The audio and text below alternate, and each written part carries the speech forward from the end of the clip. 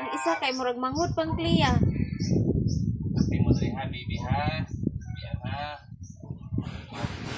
Yan ang mabilin kay katara iyahang kamagwangan nga 17 ang edad. Maray magbantay. Paparay mag-edad ani. Dagko na siya mga anak. Bye guys. Nakaholiday ko. Delivery siya sa LBC. Sumpay kinabuhi. Ano siya dako na kun ngayon Bye. laki. Kuan man kabuking anak unom. Mga ulitaw na ang duha. Atulo? Ulita ay murag duha tapos Kanon sa dalagan niya duha po. Oh, duha iyang ulitaw or tulo? Murag tulo? Tulo ka lalaki mo pito iyang anak. Tulo ka lalaki tapos kuan ka babae upat. Kiti po pagpanganak ko.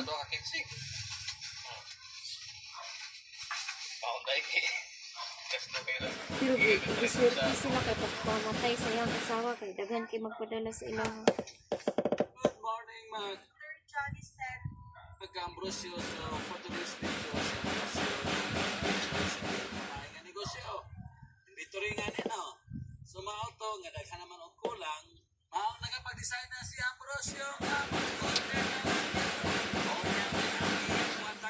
Kwarta ni Ambrosio. So, maauto nagpasalamat siya sa giingon ni Atty. Nelly Kutan.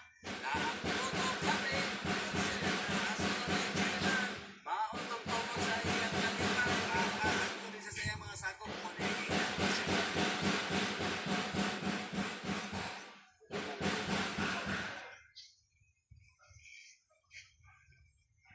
kasi irok sa ko kay wala tayong pambayad, kulang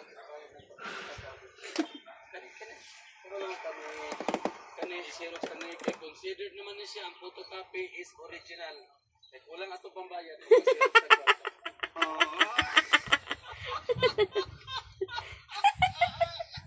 Salamat Atty. Likutan, ikaw ang sagot sa kahirapan. ang Xerox daw kay kanang sa to. Good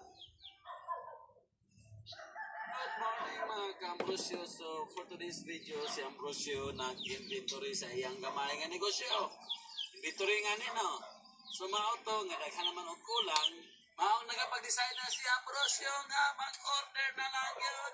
O niya kay ang iyang kwarta kulang ang kwarta ni Ambrosio. So maauto nagpasalamat siya sa giingon ni Atty. Nelly Kutan na ang photocopy considered na as original.